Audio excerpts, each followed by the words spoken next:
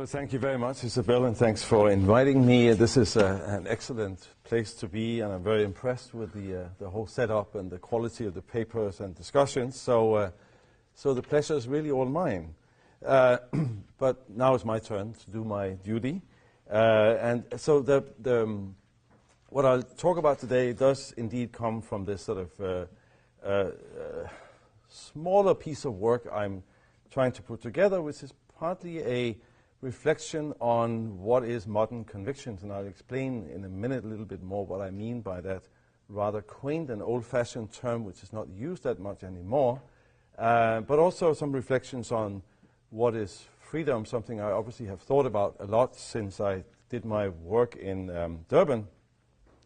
But I'm trying to bring this together to bring it to bear on a number of stories I have collected over many years. It seems that wherever I go, including Durban, South Africa, I keep on running, as I think we all do, keep on running into the sort of the local activist type, the one who is not known in the public, who is low-key, often comes from non-elite backgrounds and so on and so forth, who nonetheless get involved in everything in activism or public roles, of a very local and very often not very highly visible kind. I'm intrigued by that. I'm intrigued by what it is that makes people get involved in public life and what it is that makes people make choices that often are nonconformist and so on.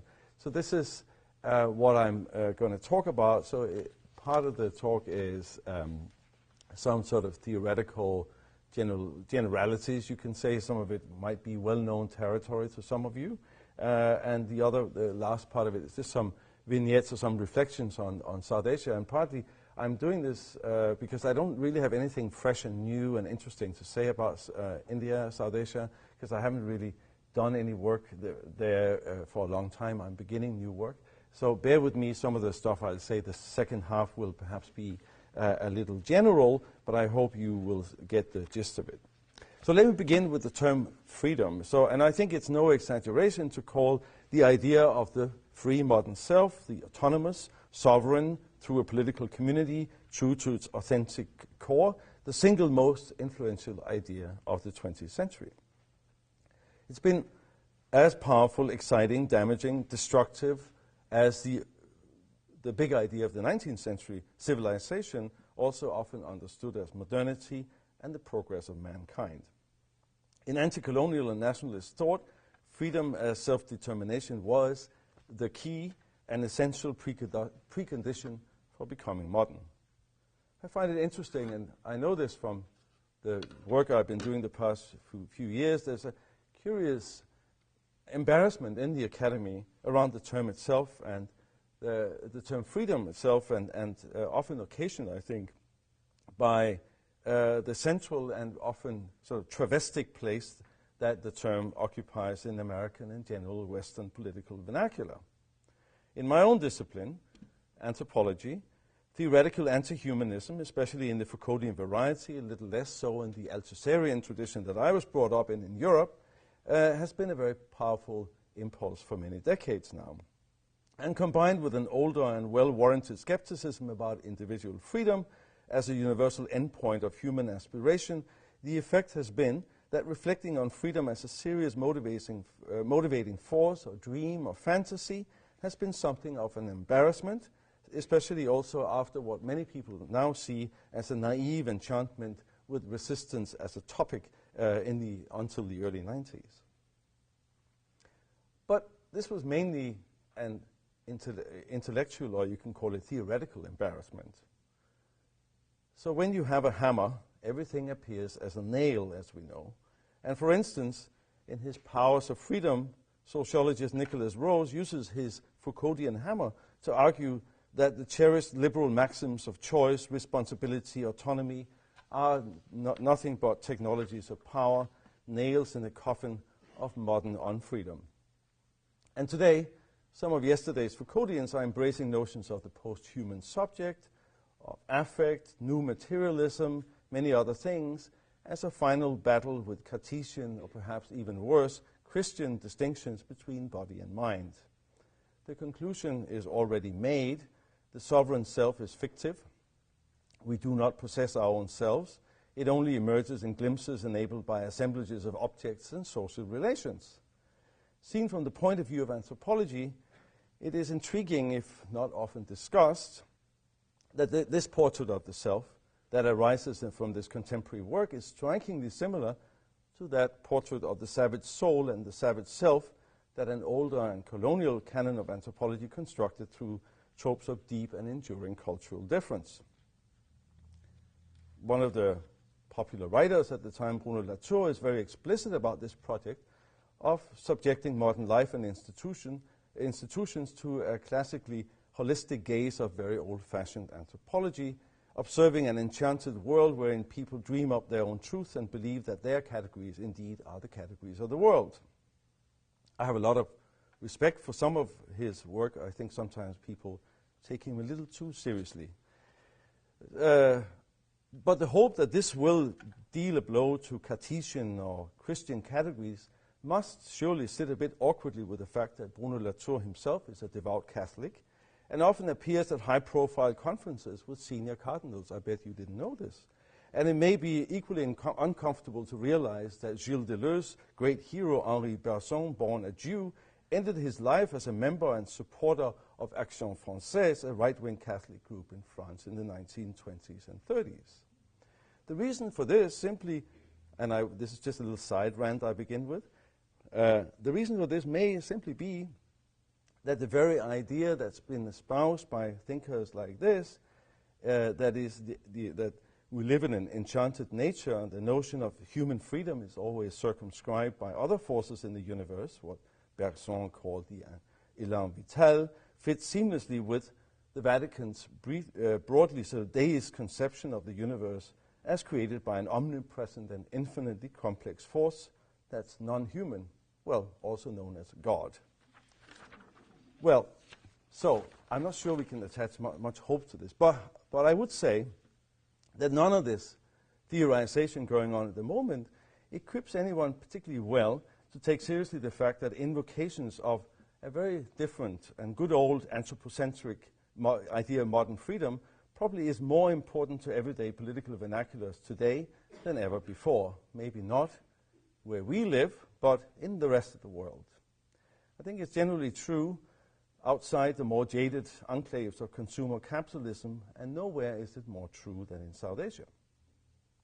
I am, as I said, intrigued by the disjuncture between social theory that overwhelmingly posits a modern self, shaped and produced in and by the social and the material, and the fact that most forms of social critique, activism, artistic creativity, but also political opposition, rely on a classically modern idea of the self, that which lets itself be convicted, that is, imprisoned and confined by certain principles or beliefs in order to stand somewhat apart and often act against the flow of social and institutional disciplines.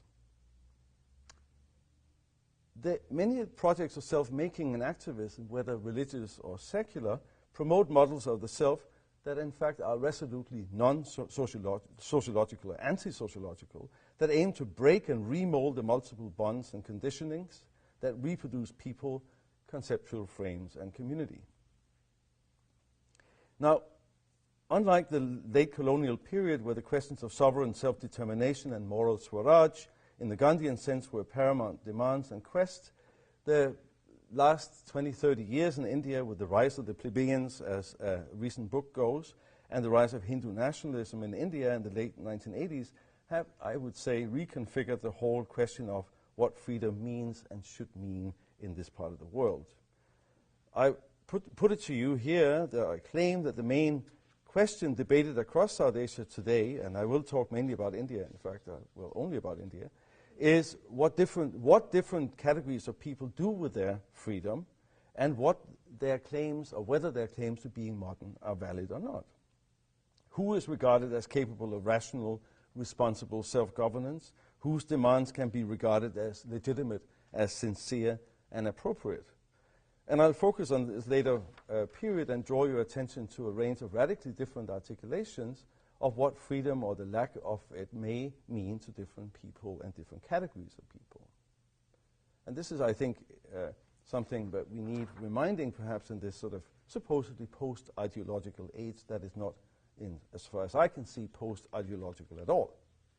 But before I get into this, let me say a few things on the book that sort of the title of which is alluded to in the title of this conference, that is Freud's Civilization and its Discontents, which actually is a somewhat infelicitous translation of the original title, Das Unbehagen in der Kultur, which I think should have been translated as The Discomfort in Civilized Behavior.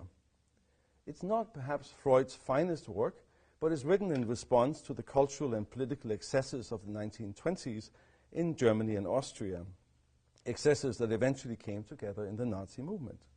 Freud's basic argument in this book is that ever more civilized forms of life and sociality have produced more guilt and unhappiness because Kultur, in the German sense, that is, as civilized and refined behavior, implies an ever deeper and more total regulation of everyday conduct, a more refined and deeper taming of basic drives, thanatos and eros, or death and eros. Guilt is thus a preeminent feeling that accompanies civilization or Kultur. The more injunctions, the more instincts curbed, the more guilt, and the more Unbehagen, the more discomfort, as a sensation of restraint, a curbing of freedom in a certain sense. It's striking that in this 1930 meditation on the effect of bourgeois civility, freedom never enters as a mark of anything civilized or even anything modern. Civilization is, in this rendition, pure constraint.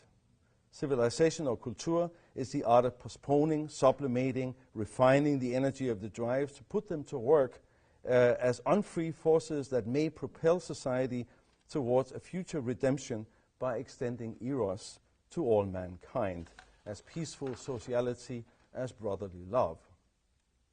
Freud knew this was not an easy task, and to Freud, unfettered freedom was in fact tantamount to unrestrained gratification, and was in fact the very other of civilization, because the venal always rumbles right under the thin crust of civilization. In his book, Freud quotes Heinrich Heine's little story to indicate that the death drive and cruelty is the necessary and always inescapable companion of happiness. This is what Heine writes. Mine is a peaceable disposition. My wishes are humble. A small cottage with a thatched roof, but a good bed, good food, the freshest milk and butter, flowers before my window, and a few fine trees before my door. And if God wants to make my happiness complete, he will also grant me the joy of seeing some 6 or 7 of my enemies hanging from those trees. Before their death, I shall, moved in my heart, forgive them all the wrong they did me in their lifetime. One must, it is true, forgive one's enemies, but not before they have been hanged. Unquote. This is Heine, a humorist. To Freud, the threat to civilization or sociality as such would in fact come from an assertion of immediacy and bodily and sentimental authenticity of a form of being that wants to be identical to and expressive of the fundamental dispositions and drives. Freud linked the theme of freedom closely to truth that could be found in 2 ways, either revealed as a fundamental truth of the drives, and that's what he saw developing in the Nazi romance with the immediacy of the folk, or the merging with the folk, or in an assiduously constructed cultural and transcendental truth acquired through processes of cultivation and restraint.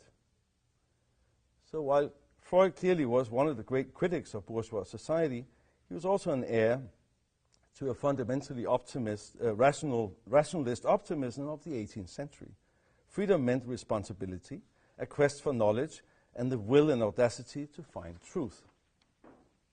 In fact, the whole project of psychoanalysis is indebted to Kant's distinction between practical freedom, the everyday pragmatics of choice, dispositions, and desires, on one hand, and on the other hand, transcendental freedom, the reaching out for forms of knowledge and public ethics that are more universally true, but also have to be cultivated and ceaselessly adapted and trained, because such a disposition always feels like what Kant called a foreign body, something that's foreign within the self. So in this tradition, the modern self was always and has to be an unfinished and fragile project, a new responsibility coming after the shedding of feudal unfreedom. It's also a new public good that has produced as much anxiety as it has produced exhilaration, often appearing as a worry about the burden of this new responsibility of defining oneself rather than a sense of elation and enjoyment of having found oneself. Because in this view, embracing modernity is tantamount to growing up, to mature. So let me just go a little further German here and pursue this anxiety a little bit by going back to Hegel's seminal reflections on the paradox of freedom and unfreedom in the dense and justly famous chapter in the Phenomenology of Spirit on the Lord and the Bondsman. Here, and I'm sure some of you will have read this, Hegel suggests that while the Lord, it's a parable of the breaking through of modernity, right? Hegel suggests that while the Lord is the site of pure desire and consumption of the world and its goods, the bondsman achieves a sense of himself through labor that is a manifestation of negativity, both in its transformation of objects and its marking of an irreducible difference vis-à-vis the Lord. The dialectic of recognition between the two is actually one of perpetual misrecognition. The Lord believes himself to be autonomous, but his autonomy depends entirely on the labor of the bondsman, whose desire he needs but cannot desire because it has no real value for him. The bondsman, in his turn, derives a sense of himself and his dignity of labor, but his autonomy is also illusory inasmuch as he only desires through the Lord's desire and can be nothing without the existence of this Lord. Hegel's point is, of course, that this dialectic marks a single but internally divided consciousness. And with the Aufhebung, or the elevation, the cancellation, the overcoming of this contradiction, Hegel says further in this enchanting parable, he says, and the delivery of the bondsman into a state of freedom, the consciousness of the former bondsman now splits into two as the bondsman produces a new ethical law of the community that becomes the source of regulation of his desires, of prohibition.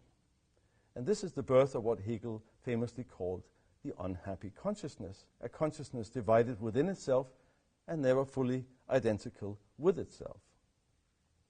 This is, in essence, a melancholic consciousness that cannot recognize its own yearning for a past of unfreedom, and this is something I play with in my book on why freedom in South Africa is melancholic, but finds itself in a quest for becoming something it is not yet, a member of a nation yet to come into itself, but also a striving to find authenticity or self-identity. As the question, who am I, or rather, what am I for you, are no longer answered by the Lord, the free subject has to figure out whose desires it wants to desire, and what in the subject others, and what in itself others may want to desire. And the question is open for good. One can never be fully answered is, on which ontological and historical ground can the modern subject imagine itself as striving for autonomy, as being a free and self-grounded being that's also authentic, that is, producing its own truth. So this theme of foundational alienation of the subject from itself under conditions of formal freedom remains very strong throughout the 20th century, and indeed is coming up also, for instance, in current South Africa, where this is particularly sort of complicated at this moment. The Freudian psychoanalytical movement outlined one response to this modern quandary: live in responsibility. It goes like this: live in responsibility that's enabled by knowledge of yourself, go through your own trauma and be vigilant and live with open eyes and without any illusions about the innate goodness of humans, even in your loved ones or in your neighbor. It's not about happiness. The Freudian analysis is not about achieving happiness. That's the American version. Let's not forget. Ask any Argentinians about this. Anyway,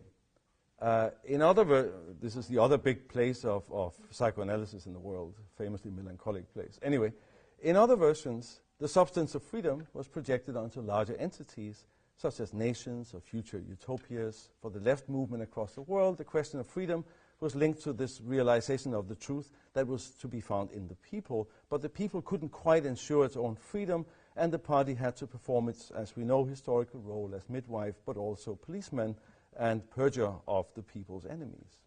So the enjoyment of freedom, to come to my second conceptual move, and the capacity to be modern, has to rest on another, as I said, theoretically outdated, but still politically and socially vibrant idea, the capacity to hold convictions. So this desire to be convinced, to let oneself be convinced, to hold conviction, even to be convicted by one's own convictions, remain very strong across the world as some kind of globally circulating ideal. I'm not talking about reality here, I'm talking about an ideal of autonomous interiority. This model of proper personhood encompasses both those who are religious and those who profess secular convictions, such as the quintessentially modern and globalized figure of the committed activist, which is actually a remarkably global figure. In both cases, convictions stand for a desire for some kind of cognitive and ethical ground for being and for conduct. In fact, you can also look at it as a search for an external guarantee, something, a principle, something outside myself that completes one's own being and anchors moral sentiments without which many feel rudderless and adrift at the hands of one's own whims and desires. I'll just say a little bit about the genealogy of this, which begins with Christianity in some ways, but not only, the splitting of the subject between the subject of desire and a subject of belief, hope, sacrifice. And by the 18th and 19th century, this ideal of the modern self straddles both religious and non-religious domains by roughly two ethical regimes, what I call on one hand a liberal ethics of sincerity and a more radical ethics of consequence. Let me explain, because this bears on what I'm going to say about South Asia in a moment. The ethics of sincerity does begin, and there's no point in hiding this in its modern formulation, with the Protestant and the Puritan lay preachers, the first free-floating, mobile, vernacular intellectuals in Europe who played a key role in the Glorious Revolution in Britain and the Netherlands. They were radicals who advocated reform of all institutions and morals towards a more pious and godly state. They also saw the speaking of plain truth, sometimes to power, as the highest virtue, and they practiced what they preached within tightly organized and strictly disciplined religious and ideological communities. Later, a figure like Rousseau, the public intellectual and speaker of truth, finds its iconic and largely secular form. He wanted to be honored as an extraordinary figure, not least for his courage to appear sincere, as in the original Italian meaning of the word sincera, that it means without wax or without gloss. This ideal matured in the 18th century and became one that valued truthfulness and moral consistency in one's approach to the social and in one's dealings with strangers, with neighbors and allies. We can also call it, in some ways, an ethics of the other. But with the revolutionary wars in Americas and France, the abolitionist movement, the slow emergence of mass politics in the early 19th century, the man of conviction is supplemented now by a new breed, the activist, who believes in modern revolutionary politics, where words both are, but also make the truth and the world. Not just as the person's soul, as an act of public confession, as in Rousseau's idea of living a public life, but in a much more muscular pronouncing of the truth and the remaking of the world. This is the beginning of an ethics of consequence, whereby conviction becomes totalizing, but also highly eroticized in the figure of the militant, the full-time subversive activist that comes into being in the 19th century cities and large floating populations, only to find its fullest form in the professional revolutionary of the Bolshevik. A figure that, as we know, comes to dominate the 20th century imagination of politics, of danger, of utopia. This militant's total commitment dissolves the distinction between the self and the desires and the moral order of ordinary life, and instead allows for a whole range of completely amoral registers of action. It bifurcates the world into our morality, that is in the movement, calibrated for those who know and share the secret and the necessity of the truth path to the future, and their morality, the injunctions and prohibitions by which ordinary people live, all of which, of course, can be disregarded by the militant, indeed must be at times. So, what I'm saying is that it's clear nobody is born with convictions. They have to be lodged in a biography of reaching fullness, maturity, and so on and so forth. But such narrative structures of transformation and the duality of the self can be found not just in modern Christianity, but has indeed traveled around. We can discuss how that has happened. I think we're yet to find some major account of this. I think Ben Anderson's On the Three Flags is one attempt to at least trace part of this history when it comes to anarchism. The committed, autonomous, and self-convicted self is a figure of integrity and credibility, is written into, I would say, the very grammar of modernity, and has had a career and a trajectory just as globalized as most other modern phenomena. So how does all this play itself out in South Asia? What I'm going to do here is, in the interest of time, just to make a few incisions and with some of the big names, and then get on to some broader reflection.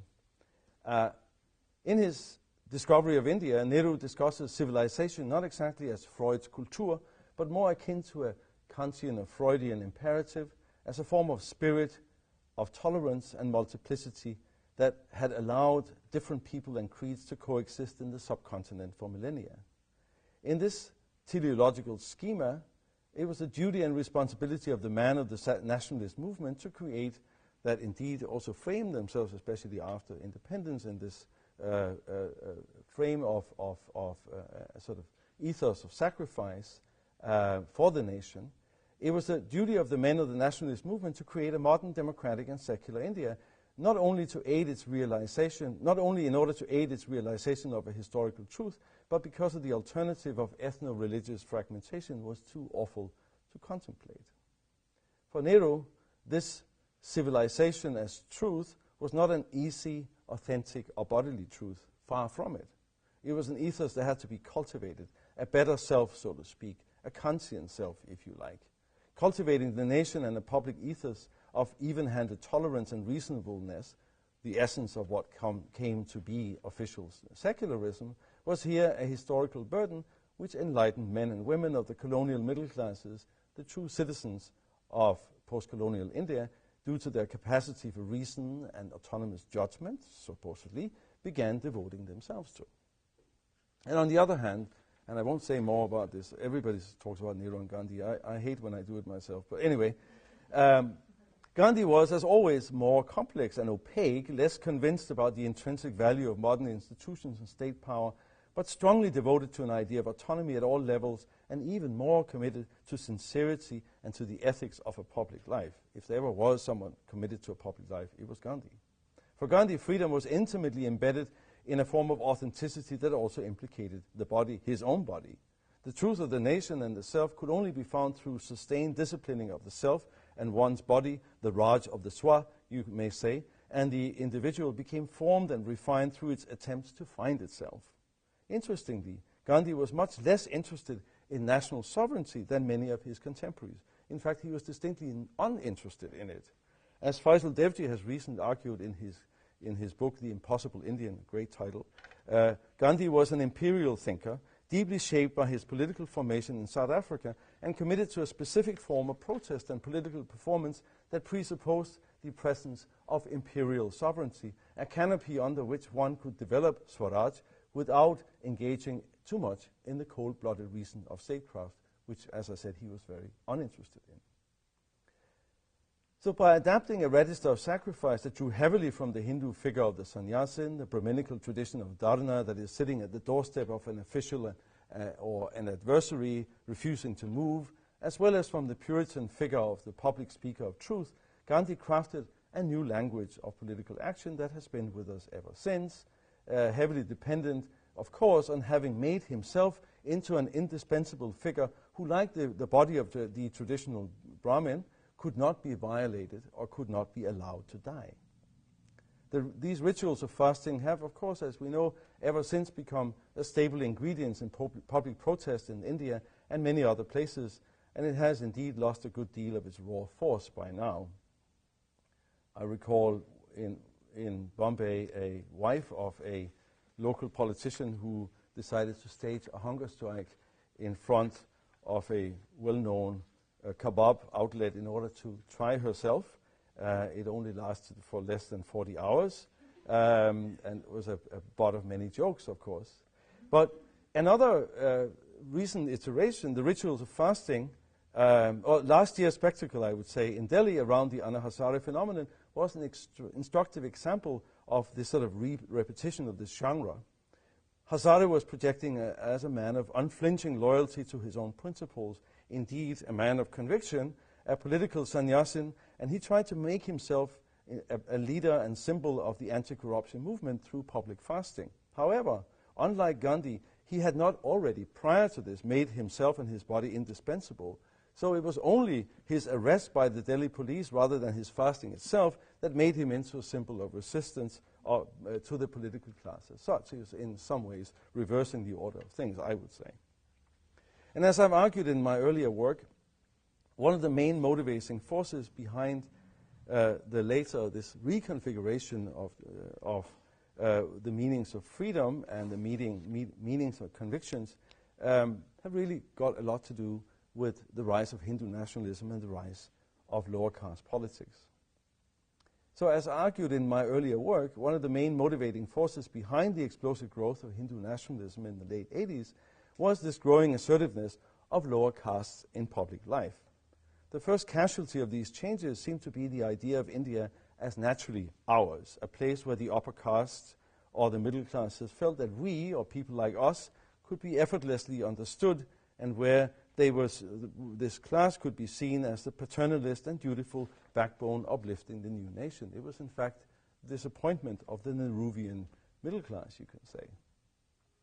The early 90s saw a kind of radical denaturalization of the nation, now perceived to be under siege by assertive lower caste, by religious minorities, and by regional movements demanding autonomy from Kashmir to the northeast.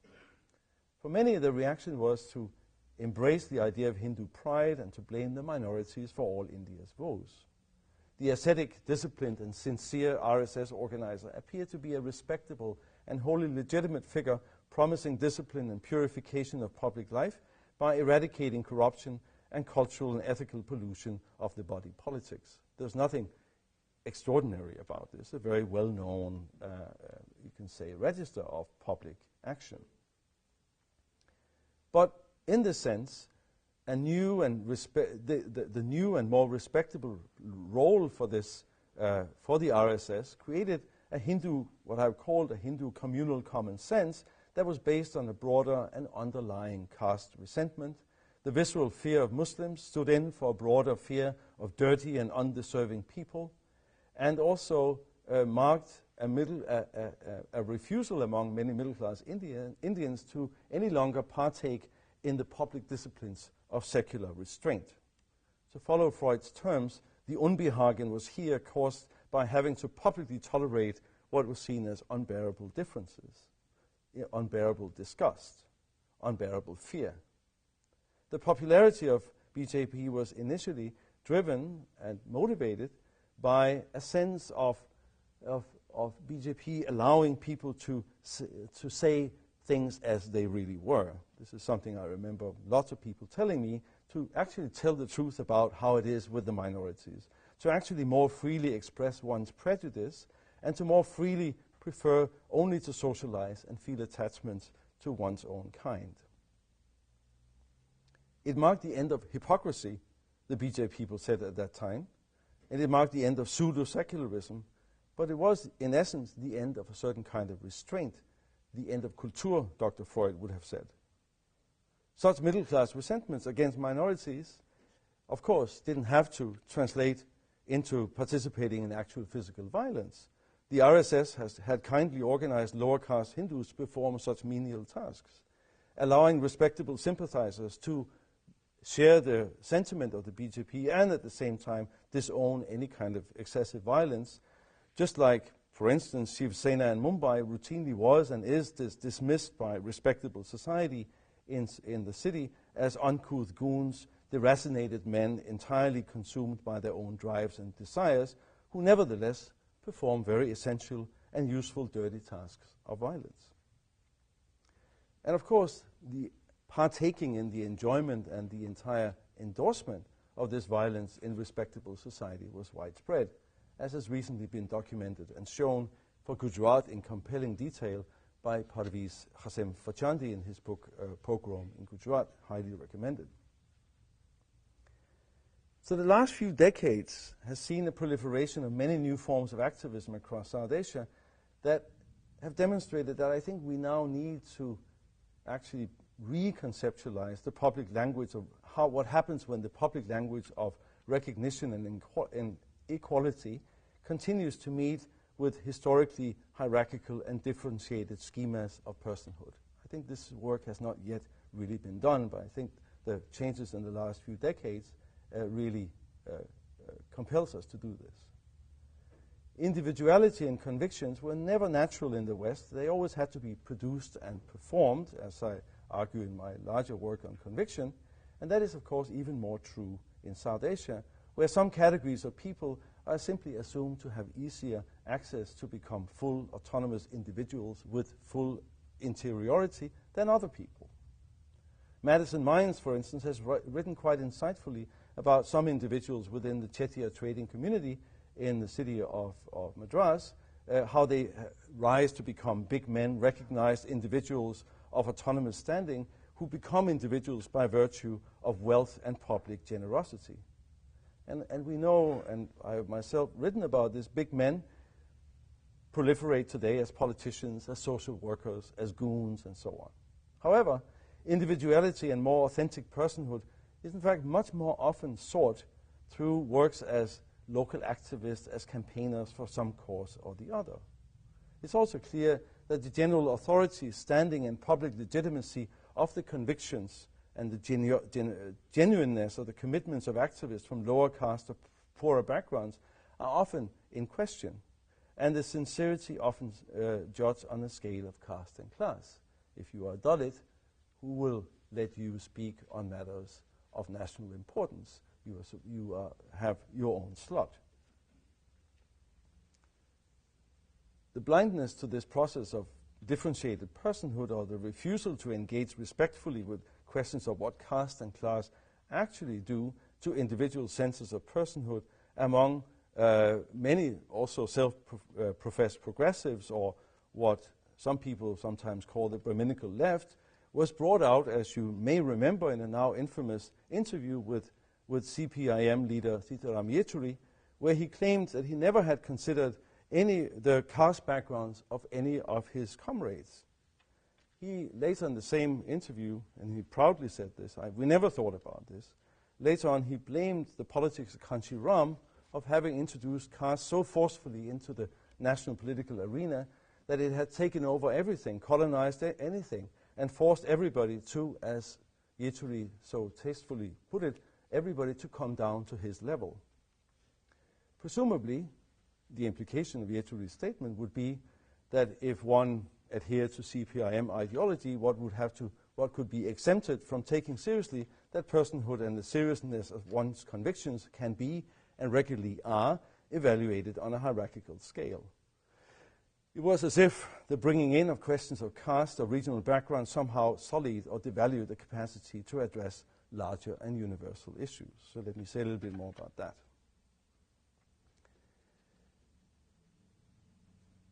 Now, how does this reality of differentiated forms of personhood actually claim the way or shape the way that contemporary political and cultural conflicts are played out? I suggest that we are seeing an interesting, if somewhat ominous, division between two types of public commitment at the moment. On the one hand, there's a whole range of middle-class civic anti-corruption activism that's basically devoted to defend, reassert, and reclaim the place of the educated elite in public life, and to have a claim on public resources and services. This is often a kind of framed in heroic and also paternalist terms of the freedom struggle against a corrupt and now plebeian political class, against the systemic corruption, against the corrosive, supposedly corrosive effects of reservation policies, and against the effects of electoral politics as such. To many middle-class Indians, the bitterly fought for universal franchise and electoral democracy has now morphed into a symbol of everything that's wrong with Indian modernity today. Corruption, the rule by undeserving, uncouth members of lower classes. The implied but never spelled out assumption is that anyone elected to office, particularly those from lower castes or regional backgrounds, cannot be sincere or sophisticated. Was that what the Nandi debacle was about? Possibly. Well, that was at least what it was made out to be about. That they're only in it for money, and that they have either duped their voters or bought the votes directly. And interestingly, in the national press, such assumptions and allegations never really apply to highly educated members of the legislatures or Lok Sabha. These individuals are assumed to have been voted in on the strength of their commitments or maybe even personal qualities. And it was in an appeal to these large and influential groups that BJP in the early 2000s began talking about the second Swaraj. You might remember this. The Swaraj, the freedom from the yoke of the past, from the inferiorities of the past, but also the institutions of the past, the license rods, the universalist pretensions of the Nehruvian state, reservations and so on, in order to fully embrace India's new status in the world. Yet, as I said, in a historical perspective, the point of a lot of this activism seems rather to be to reconquer or reclaim the institutions and the government, or the functions of government that now seem to be slipping out of the control of educated sections.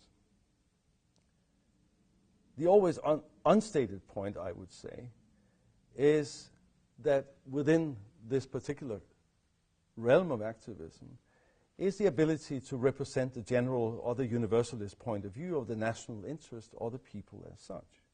Few people from the minorities are ever believed to be able to do so.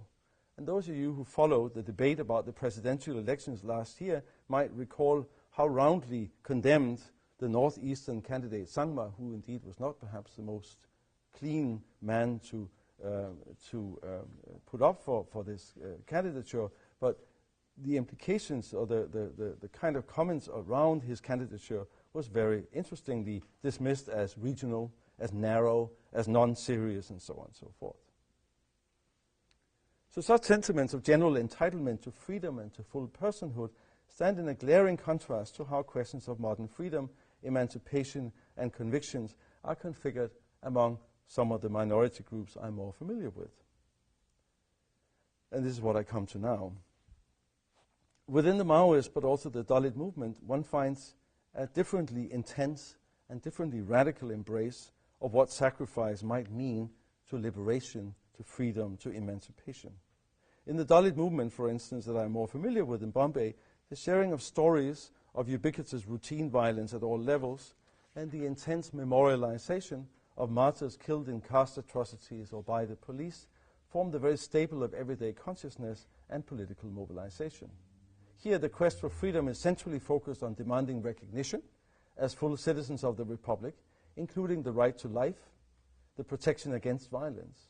Freedom is here conceptualized as a matter of collective recognition and organization, although there is a consistent celebration of illustrious poets, singers, leaders, intellectuals, whose colorful and non-conformist lifestyle and courage are celebrated in a manner that Ambedkar and other, in the same manner as Ambedkar and other leaders are seen as ideal men who have rid themselves of fear and have insisted on realizing their full potential as human beings. The erection of Ambedkar statues all over the state and the recurring desecration of these statues revolve exactly around the capacity of a Dalit to be a national figure, a national hero, or even a universal human being. The celebration of the charismatic poet-singer Vilas Gogre in Bombay, that's documented by Anand Padvadan in the recent film Bimrao Comrade, is a very good illustration of how the ideal of autonomy and authenticity of the Dalit collective subject is consolidated through the elaborate mythologies of individual and unique personalities. Fiercely autonomous and authentically human, warts and all. Gogre was indeed a complex and contradictory human being who, after the police firing on the crowds outside of Ramabai Nagar in Mumbai, decided to commit suicide. Padwadan's film, it remains unclear why exactly Gogre decided to take his own life, and it points at many other possible motives. But after his death, Gogre has been promptly made into a martyr, someone who by implication has been killed by the state, or perhaps by the general violence visited on Dalit bodies. So the promise of freedom that's experienced through such figures and through the intense and effervescent moments of collective celebration or commemoration of the movement's martyrs was brought out to me clearly by a young man, Gopi, who I spoke to last year when I spent a little time out there in Ramabai Nagar. He said to me, look, we can only trust each other. There are many people who say they support Dalits, they say they support our cause, and they also like Ambedkar, but they will never show up to join us when it matters. Even the police are reluctant to enter inside this area. And he showed me around in this, I don't know if any of you have been to Ramabai Nagar. It's a very interestingly, fiercely well-organized and impeccably clean environment that's sort of serves as a kind of daily celebration and a daily manifestation of what the movement is about. Yet these expressions of freedom and personhood among the Dalits create this intense unbehagen among other communities. The annual celebration of Ambedkar Jayanti in Mumbai attracts hundreds of thousands of Dalits from across the state, and every year it leads to protests and complaints by local upper caste residents around the memorial built for Ambedkar in Dadar. Now, however, the ongoing elevation of Ambedkar to become a truly national icon and the dedication of lands of the former Indu mill in central Mumbai by the state, actually in December only 2012, the Dalit movement, or at least its Maharashtrian branch, may have entered a new phase in its quest for public recognition, but probably not for general emancipation. And among the Maoist cadres in Central and Eastern, how am I doing with time? There. Okay, so let me give you a final vignette about how questions of commitment and modern freedom live among educated urban Muslims, India's most urban and possibly most cosmopolitan community, today entirely alienated and depoliticized in the main. Naeem, an old friend of mine, works at one of the few progressive Urdu dailies in Maharashtra. He's himself committed to social activism, enjoys taunting and fighting with the religious conservatives, and he's a polyglot connoisseur of Persian poetry and North Indian culture. He calls himself a secular Muslim. He's part of the community, but not a believer. For him, questions of dignity, equality, confronting the state, reforming social attitudes, and claiming full recognition for Muslims as Indian citizens are the animating forces. He is a man of sincerity, you might say, fearless, charming, and garrulous. The new capitalist miracle in the city is nothing to him but an abhorrent spectacle of greed that allows the most corrupt or the most crude and uneducated, as he says, to rise to prominence. And echoing classical critiques of capitalism, he recently told me, these people have no souls. Profit is all there is. They might get rich, but the price is terrible. Both his sons beg to differ. His youngest son produces online material without bothering too much about the finer points of copyright law. He's drawn to the rhetorical force, the pride and moral consistency of the modern Islamists who are prominent in their neighborhood. He's learning Arabic, but is very critical of the politics and conservatism in the Arab world. He's in fact a great admirer of some of the Islamic theologians of Europe who, as he says, are making Islam up to date, as he told me. He argues that one needs religious principle so as not to get lost in a new world in India, or not to begin to behave like animals, which is his favorite term for the new class of brutal entrepreneurs in the city who are given to pleasures and things. Can a Mercedes really be the meaning of life? He asked me rhetorically. His older brother works in the hospitality business, hotel business. He's the only Muslim working in a high-end firm. He's tall, dashing with his father's charm and wit, intoxicated by the world of five-star hotels, air travel, fine dining that he organizes for whoever pays him. He laughs at his father's and brother's moral outrage and argues that this is a typical Muslim problem. We love to moralize and quote the Quran, but we never create anything worthwhile. Muslims, he says, will never leave their ghetto mentality where they only ask to be taken care of by the government, and this is the time. He said, no one asks you where your money or your service, whether your money or your service is Muslim or not, only if you have the money or you can do the job. For him, the new moment in India is a moment of emancipation, a moment where the embrace of the general equivalent of capital promises true liberation from a shameful past of marginality and servitude. And I can go on with other members of the family. This is not a completely unusual family, but the constant and sophisticated debate about virtually every detail of life is very striking. Most families I know diverge wildly on views and attitudes to how to live life. But what's striking and often forgotten in the blasé worlds of Euro-America or the entitled part of the middle-class India is the intensity and the seriousness with which ideas of self, community, morality are debated among the poorer and less entitled communities. I find in Mumbai and many other places in India a general consensus that one needs something in life that defines the self, a principle, faith, a community, or a simple yet complex use of clothing, for instance, to construct the self, or at least a part of it. In spite of overwhelming material difficulty, it's striking that this family I talk about, and most other families I know in the same neighborhood, never for a second would doubt their own responsibility or even sovereignty of their own choice. The importance of family, of one's community and network are fundamental and very heightened here because of the general minoritization and stigmatization of Muslims, but it's also the main problem. Naeem often reminisces about his youth, where he used to work on a ship and he was traveling, as he said, I was just an Indian guy. Now, I'm never allowed to forget that I'm a Muslim. So to act in the world and to be a real person, they all agree, requires not just all the other people that fill their lives, kin, neighbors, community, but one needs something else, an idea, a direction, something that can complete one as a person. So let me conclude my remarks by directly addressing an enigmatic remark at the end of a famous essay by Hannah Arendt. It's called On Freedom. She says, if men wish to be free, it is precisely sovereignty they must renounce. This is a strange claim that runs counter to the better part of Western political philosophy, and certainly most of anti-colonial and post-colonial thought, in which it is exactly the theft of sovereignty that stands between the colonized people and their emergence in the world as full subjects. Membership of a truly free and sovereign political community is the precondition for true freedom and cultural authenticity. But the meaning of this passage, I think, rests on Arendt's very pessimistic view of state power and the perversity of nationalism's general obsession with purity and autochthony.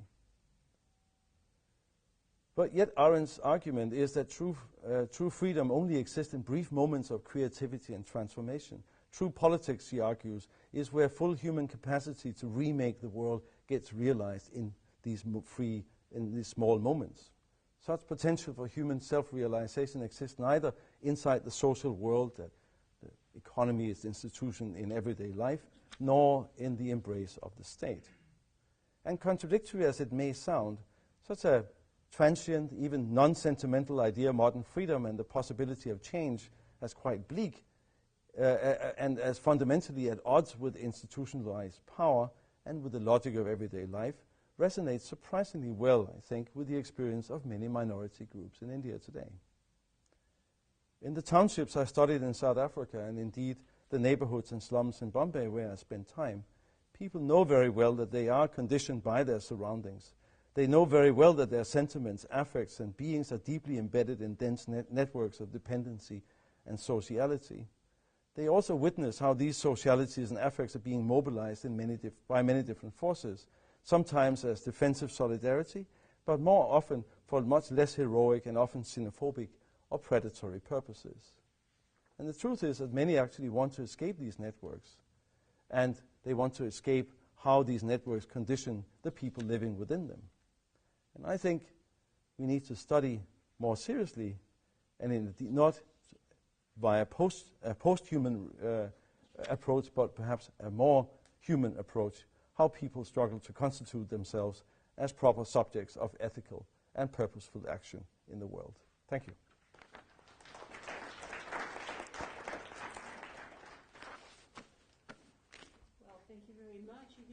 a lot to think about. Will you be willing to take a few questions? Always.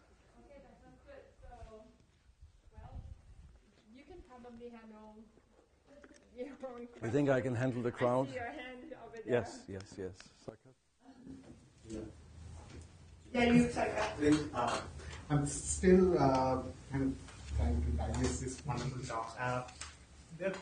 One question which comes to my mind immediately is when you start talking about this particular type of an individual, creation of personhood, primarily in the 20th century, so this kind of activist figure, I'm just thinking about how do you put the idea of something like, let's say, the party, the Leninist party, as this kind of the most powerful articulation of this kind of personhood, which has these kind of, congeals all this notion of activism, doing good in the world, but ultimately also this vanguardist thing who are going to kind of teach the world how to kind of live a better life, and also the gendering of that.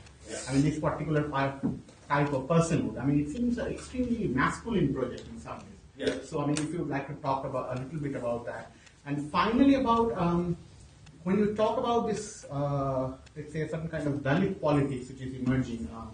I'm thinking if you are seeing some, maybe an emancipatory role in this kind of movement from, let's say, this party, this Leninist party, let's say in its positive role, to what maybe, someone like Antonio Negri would say as a multitude, which is not really as this manifestation of the collective good, but maintaining a certain kind of singularity, but also having a collective sharing of experiences. So it's not some abstract principle, but an actual concrete experience which kind of maybe brings the groups together.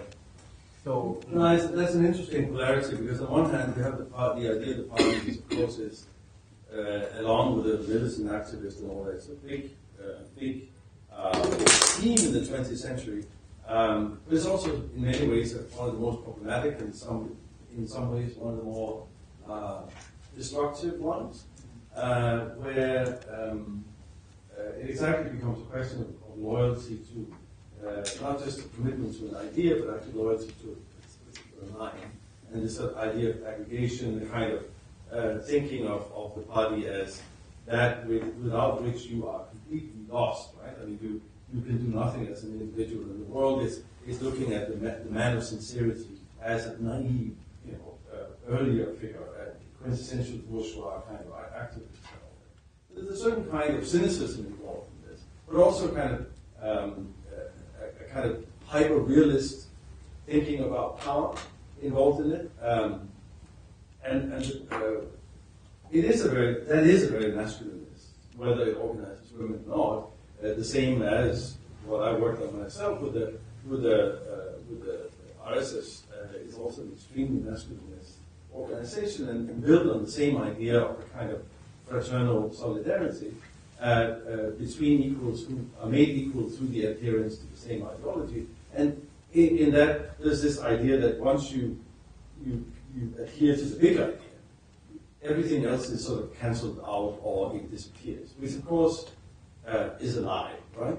And we know this from larger left history. This is not necessarily always the case. It did work at some points like that, but I think the Indian left is certainly an example of where it didn't work like that. And anyone engaging with the history of the organized left will know that this is a persistent problem. And this is why a lot of lower caste activists, of course, today will call it the Brahminical left. It's the most Brahminical of all political forces in India. So that's why I couldn't. I mean, I was just quoting this sort of controversy around that you may have followed around Italy's interview. So it isn't. But the thing that I think is very difficult to handle for that type of commitment is the politics that grows out of the Dalit movement, where the Dalit movement is a Dalit movement that tries to organize people not on the basis. On one hand, on the basis of consciousness, mobilization, example, and so on, but as much on the basis of a already shared connectivity that's given through stigma, right? So you are Dalit. The whole line that many of the Dalit activists are using is that you are Dalit whether you are with us as a political force or not. You are a Dalit. Right? You cannot escape.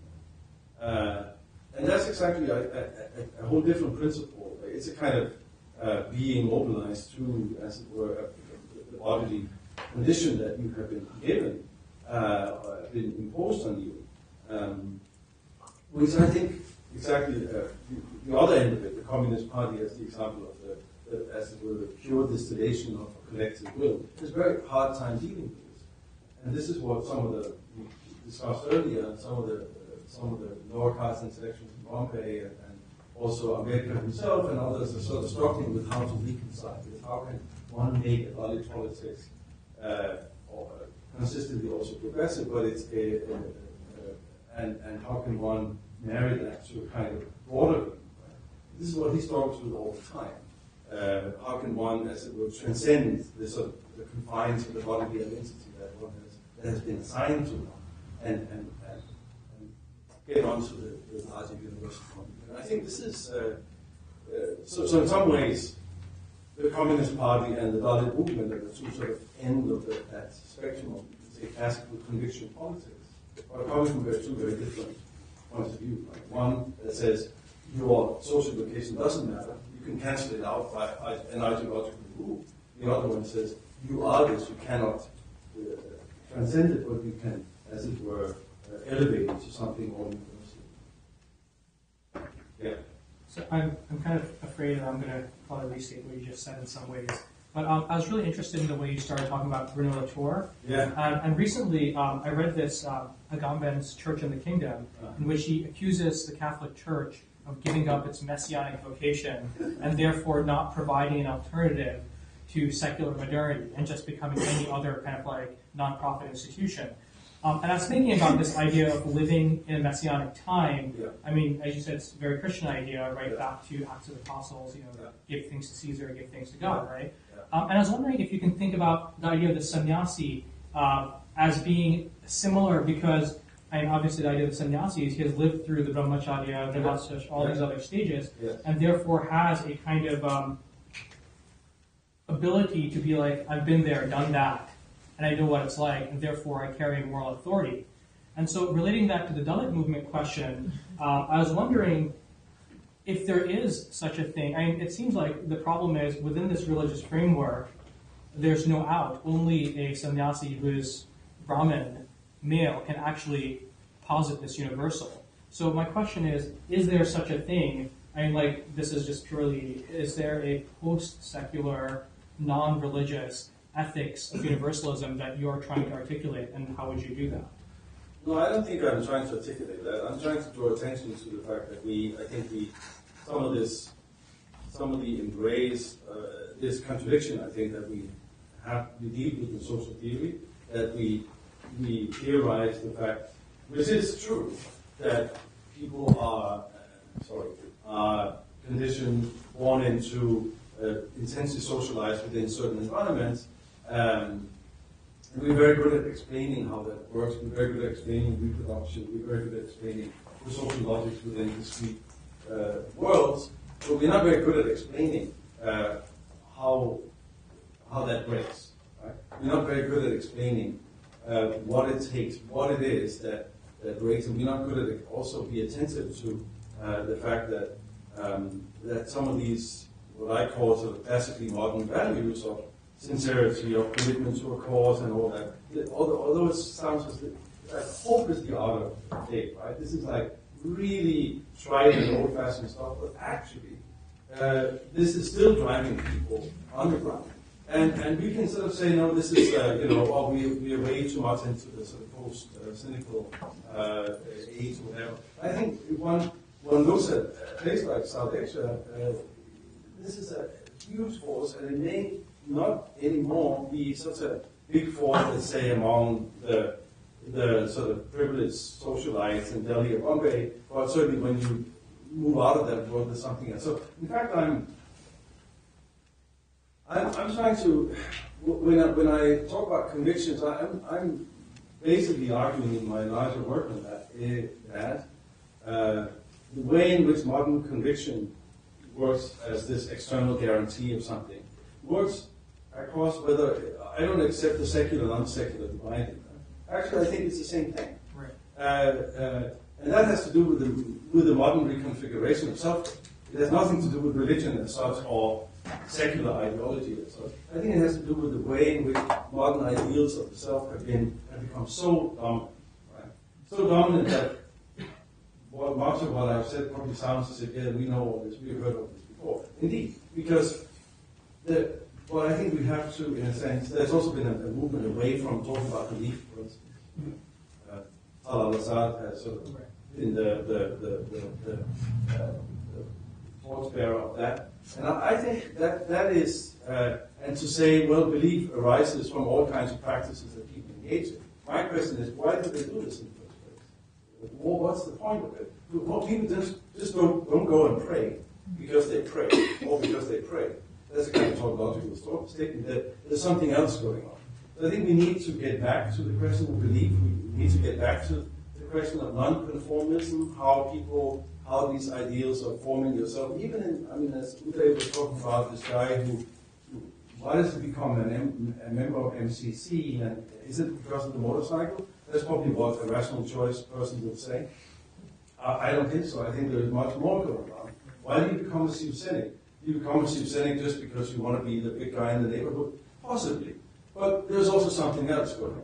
So what I'm pleading for is probably a sort of return to ideology in some ways, but also to transcend this, I think by now, long overdue divide between what is religious and what is secular. And I think one of the things critiques of secularism has actually produced is a realization that divide itself is actually that divide doesn't work. So instead of saying that means secularism is worthless, no, because it means a lot to a lot of people. We have to then develop a different analytic. That's what I'm saying. We'll have time maybe for Sorry for my long answers. for 2 or 3. We can take a handful, right? We have hot food out there, so I think there should be we have hot Indian food waiting for us. If we go on too long, it won't be warm anymore. So the idea of taking a few questions is a good one. I listen. And then we can continue upstairs, okay? We have wine and we have beer and water and okay. So Please talk. don't look at me, look at him. He's going to take you. So I'm just thinking through everything. I mean, both your presentation and the discussion afterwards. Just a question in my head. Is there a need to make a distinction between 2 types of conviction and that resulting in activism? Yeah. One would be a type of conviction in which I would put something like communist politics, which is in the sense of this, of course, one could argue that a person joins it for their own narrow interest, like a motorcycle or local influence or whatever. Yeah. But I think with communist politics, and here I may be mistaken, there is a sense of fighting for an interest that goes beyond one's own class interest even. There may be, for instance, a bourgeois person who will fight for a larger class justice, whether or not we think that will actually happen, but just as a matter of conviction. But in the case of, say, Dalit politics or, say, RSS politics, there is there is a subjectivity. I mean, there's the self entering that in terms of conviction, because there is a self-interest for a Dalit in the annihilation of caste, or for an RSS person in, maybe the pursuit of a more parochial, traditionalist, whatever, conservative politics. So, I mean, this could be an artificial thing that's in my head, but I was just wondering if there's, possible distinction there. Good question. Yes, please. I'll get to all of you. Yeah. I was wondering if one engaged literature or the related humanities, what the trope of the person as anthropology brings it from sort of ethnography, and especially ethnography from the kind of work that political anthropologists do. Yeah. Would it disturb the trope a little bit? Would it disturb the trope of the person?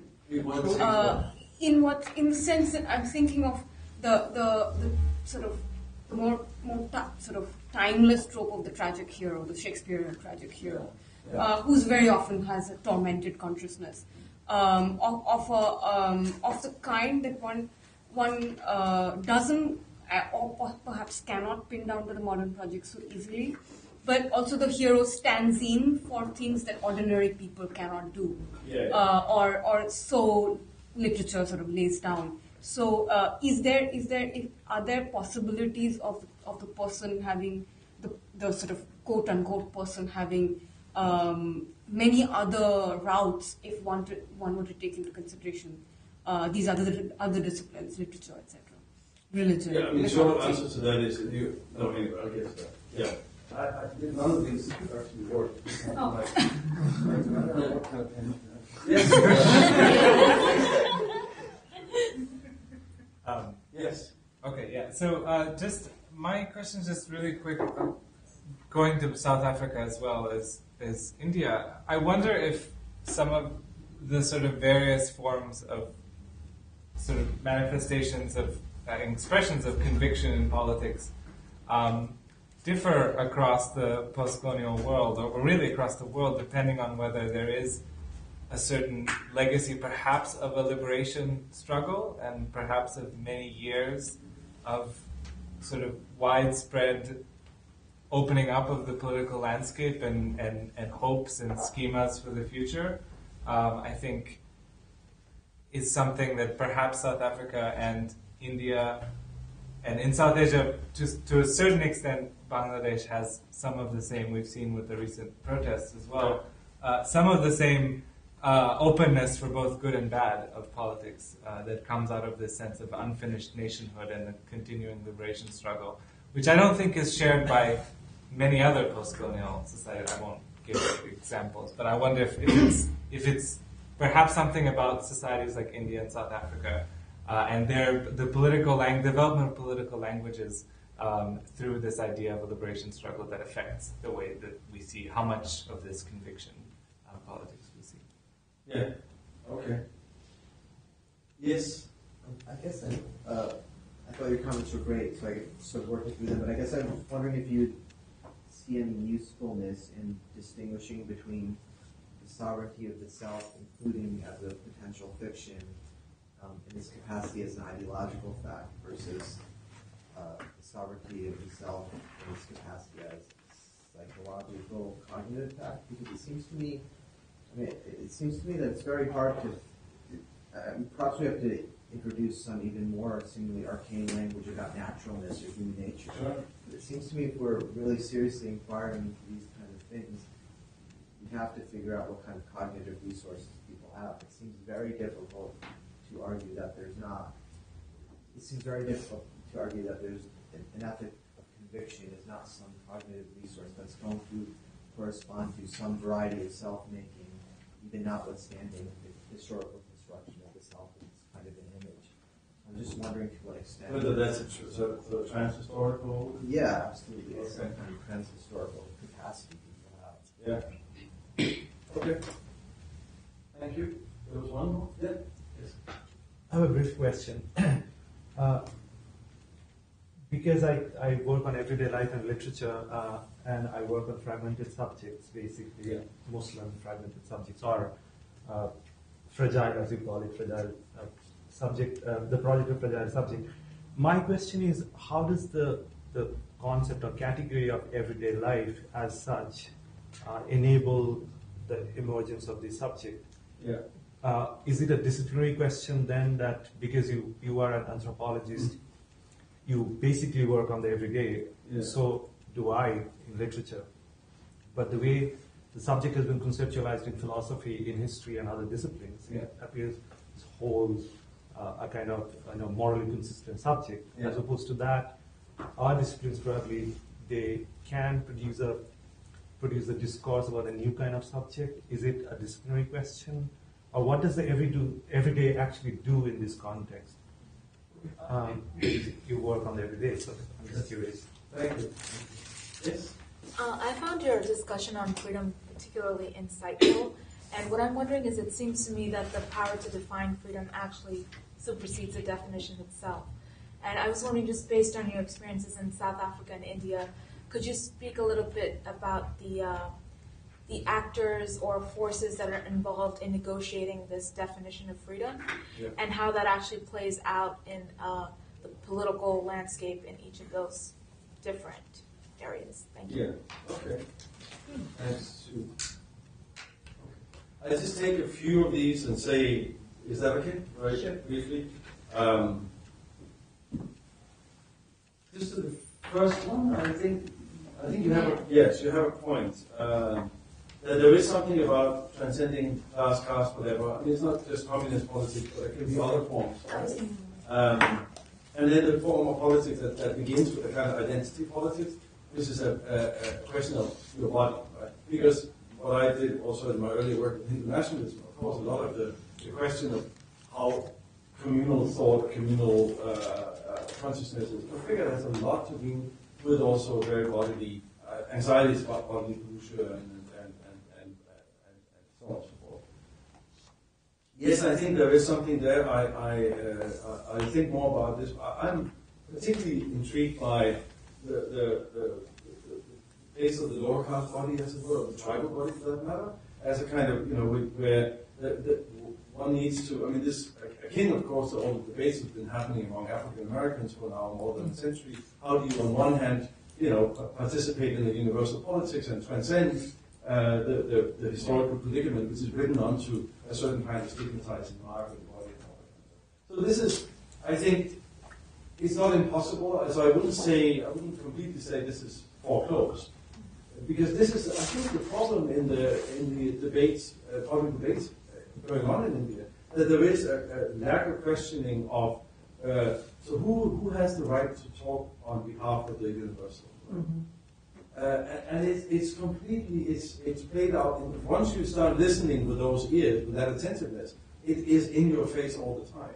It is so clear. I've recently been also interested in the Northeast, and the kind of, if you remember last summer when there was a whole exodus from major Indian cities to the Northeast happened, with the kind of comments people made, the insensitivity, the complete lack of consciousness of the fact that racial difference and discrimination is an embodied fact that people experience every day, is completely, I mean, it was in some ways shocking. So I think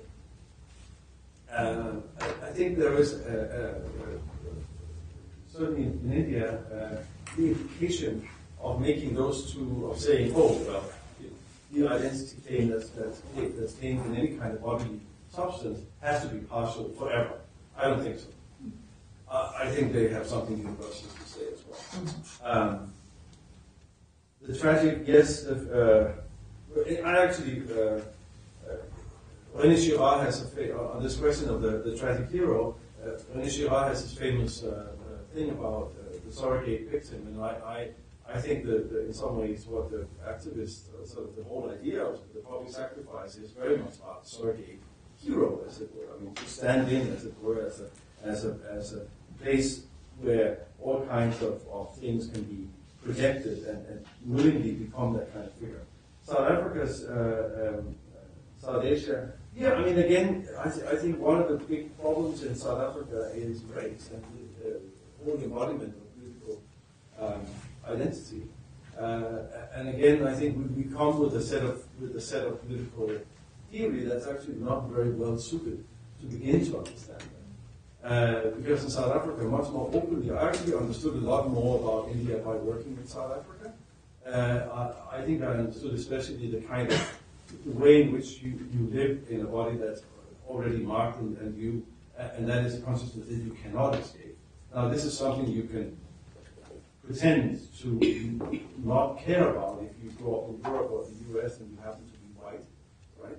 Or you can pretend not to care about it if you grow up in India and belong to the upper caste communities or whatever. Then it's not really an issue. But in South Africa, nobody can get away from it. So I think that there's certainly, I think there are many more parallels in terms of embodied politics of a certain kind and how that sits with conviction and what you do with it. And the limits it imposes on you, and how people struggle with that. I mean, the way in which the ANC had a grand universalist notion, which today, 20 years after, has now ended up with Jacob Zuma putting on Zulu gear and using that as part of his performance, and how people are completely freaked out by this. Where the sort of universalist gesture in some ways turned out to be a naive assumption that one could actually transcend race. Right? If one had the same rainbow dream, one could transcend race. It doesn't seem to be the case. So I think there's actually more parallels I see between India the last 20 years with a whole new form of embodied identity politics and South Africa than I had thought to begin with. I can't take all of them. Everyday life, the sovereignty of the self, psychology versus ideal. We'll have to talk about this. It's a really big question. Everyday life, yes. See, this is where I come from. I come from out of this paradox, I think, which is that when we talk about modernity, embracing modernity, living with it, and also experiencing a self. So on one hand, people have the sense of fragmentation, have the sense of being torn in many directions, have this sense of being, especially among minority groups. I spend a lot of time working with Muslims of late. You have the sense of being particularly marked. But at the same time, there's this enormous that experience doesn't generate a subjectivity that is that. It's not that people then want to embrace the distributed self. Right? This is the paradox of trying to, on one hand we have all the social theory and we have deconstruction. We can say the self is in fact fictive and all that. But if you ask ordinary people so what do you want? Do you think that's a good thing? Some people will say, yeah, I'm a little bit of everything. But a lot of people will say no. A lot of people will say, no, as a matter of fact, I would like to have stronger beliefs. I would like to be able to act more decisively. I would like to have consistency in between what I believe in and what I do, and so on. It's a very strong. It's not the only thing, but it's definitely a very strong thing. So I think there's a direct relationship between that distribution of the self in everyday life, which I completely believe is going on. Everybody is socially produced through many people and conditions and communities and histories, but it doesn't mean that people do not find the promise of a full and the sovereign self very, very enticing. It's still enticing, that's what I'm saying. Perhaps not so much in Silicon Valley. And yet, I think about freedom and it's one thing about this, and then I'll stop. It turns out, I think, certainly in the township I worked in, people were excited about being free, but one of the first realizations was that being free means that there's one question that comes at you. So, now that we don't any longer decide who you are and where you can live, and now you can tell me who you are. And then people scramble to find something. Right? And what you see is people who for 30 years have been signed up behind the ANC or left agenda. We are all for the non-racial future. We are all for anti-apartheid. We are all that. And then they scramble to find out who they are, and they kept on telling me, but I find this Indian ethnicity is coming at me. Right? I don't want it, but it's coming at me because I have to consider. I have to find out who am I in this particular world. Is there such a thing as being just a South African? Can I just say, oh, my name is Naidu, I'm a South African?